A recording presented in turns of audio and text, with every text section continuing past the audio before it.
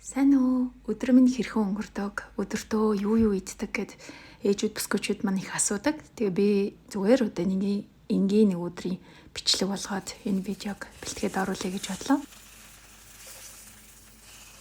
За өглөөний цайнд болохоор 4 ширхэг өндөг, 2 шартай, 2 зүсэм талах, тэгээд ногоо нь болохоор улаан чинжүү.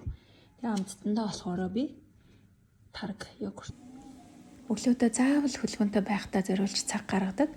Зам дээр алхаж хэсэг тасгал хийгээд тэгээ хувцас өмсөв гарахад бэлэн болсон байна. Өнөөдрийн лук иймэрхүү.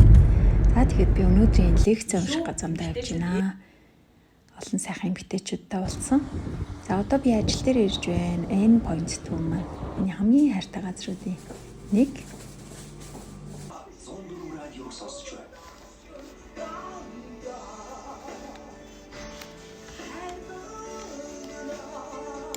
Монгол Улсын гавьяат PUBG Battlefield нарангийн дуусан Welcome to my heart гэсэн урамтэлийг бидний хүлээн аван сонсож байгаа 104 радиода хамт байгаа сонсогчдаа зориулж байна. Ажлын дундуур заавал амжуулах ёстой зүйлсийн нэг болгоод би торт авах байсан. 3 сар удаа миний танд зөндөө олон хүмүүсийн төрсөн өдрийн баярлалдаг. Япон технологиор хийдэг эдний бялуустай гоё амттай.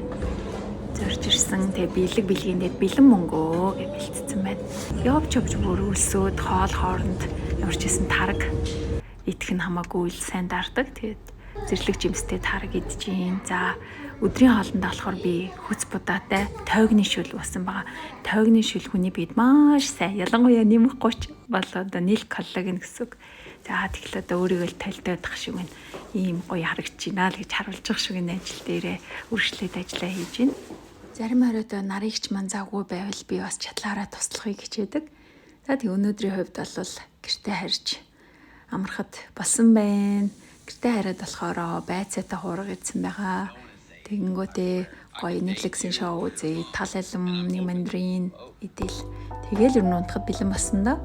Хамтдаа байсан та нартай баярлалаа. Сайхан амарцгаарай.